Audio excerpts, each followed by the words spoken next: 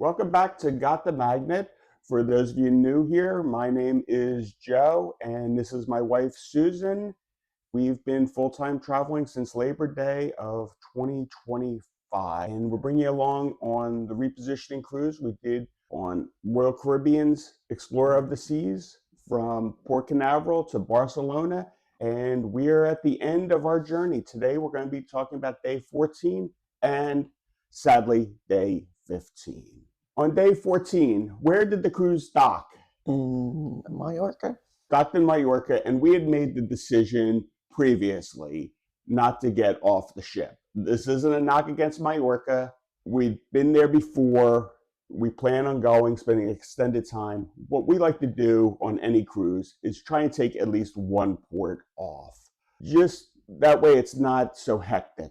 After a bunch of sea days, we had 4 ports in a row. After the third one, it's like, okay, let's take a little break. One of the nicest places to be is a cruise ship while it's in port and you stay on.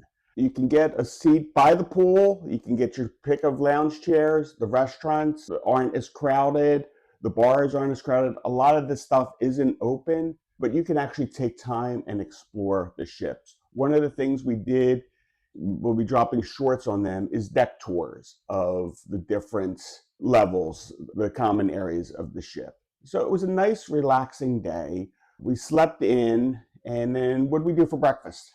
Went to the main dining room. I had the fruit plate and their veggie bowl, which had zucchini, mushrooms, potatoes, feta cheese, and I believe goat cheese also, with an egg over easy.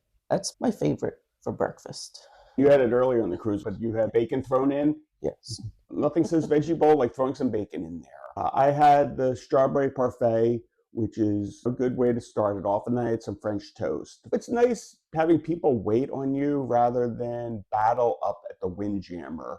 But even the Windjammer, after the cruise starts letting people off, it doesn't get as crowded. But it was nice to end the cruise with a nice civilized breakfast. Sometimes on sea days they had brunches, which we had talked about on one of our earlier videos. What else did we do after that? Did some work. Yeah, that's one of the downsides of being YouTube content creators is while you're in these beautiful places, you sometimes have to work. But as I said before, the offices are nice. And you can wander around. We went up to the Windjammer for lunch.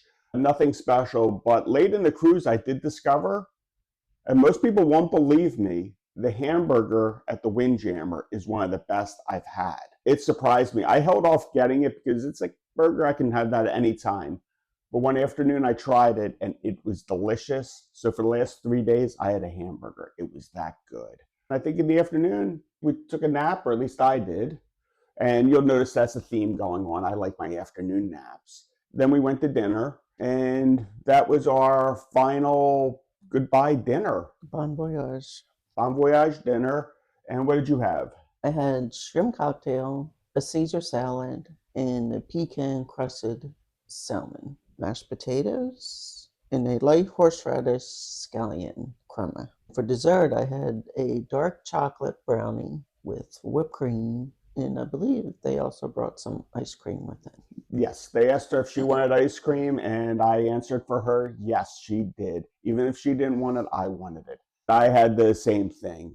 For my appetizer, I had the French onion soup, which I had held off getting, but I figured I have no more chance. I had a steak, which again, I think this was the first time I had steak in the dining room because I was trying new things.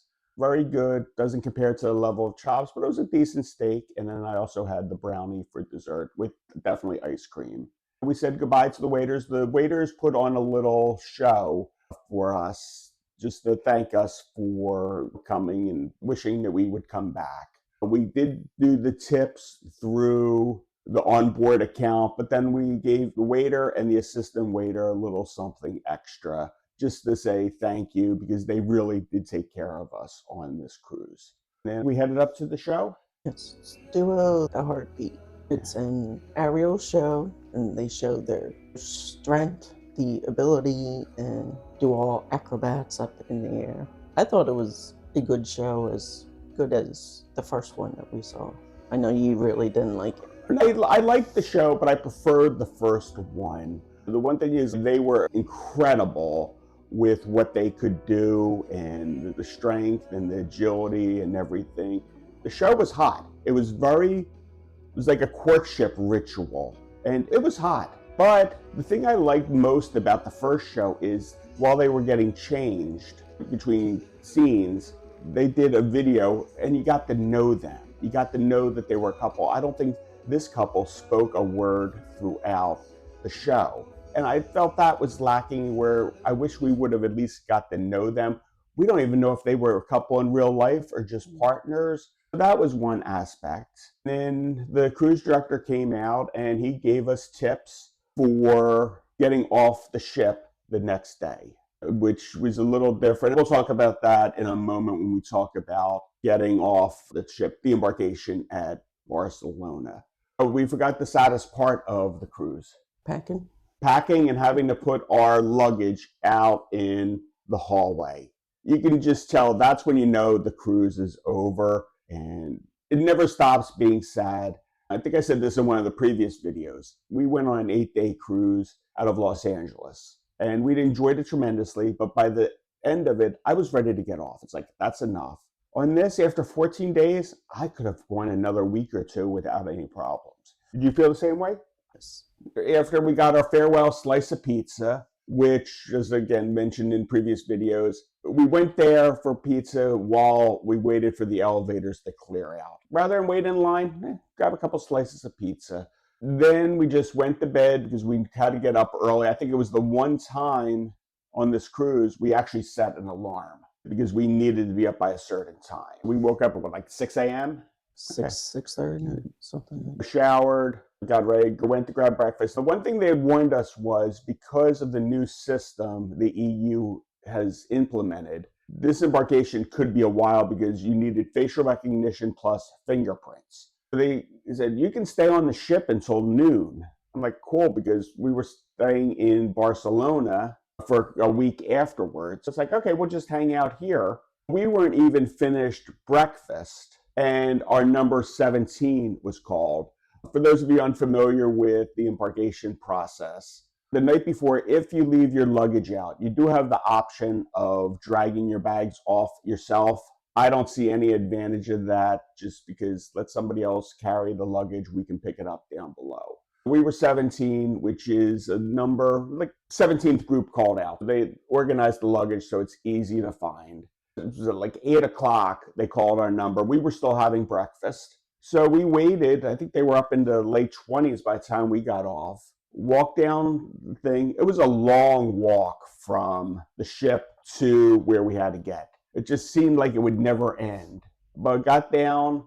There was a bit of a queue for immigration, but it wasn't anything bad. What were there, like 40, 50 people in front of us? I thought it was a lot less. Okay. It moved quickly. They had somebody, so as soon as one window opened, they pointed you to that, scanned really quick, and was out. I've never found our luggage that quickly. It was as close to the corner as you could get. Our bags were together, and we were out and on our way. Did you have trouble with immigration? You had a delay, didn't you? He was on the phone with somebody. I had to wait till he got off the phone and say, okay, you can go. Because I'm waiting there, and I'm like, oh, is she getting detained again? Sue has a history of getting detained by customs. We'll get into that in later videos. And then we were on the taxi, went to our hotel, and wrapped up the 14-day cruise. Barcelona was very easy to sail into. Had a good time on this cruise. On our next video, we're going to be doing our overall impressions of the ship and the transatlantic cruise. Remember, like this video, subscribe for more updates. We're currently in Spain, hitting about 5 or 6 cities. So please check out, subscribe for that content, and like us and follow us on Facebook, on Got the Magnet and Smooth Sailing Chronicles, and on Instagram on Got the Magnet. Thank you for joining us. And again, remember to like and subscribe to this video, and we'll see you in our next journey.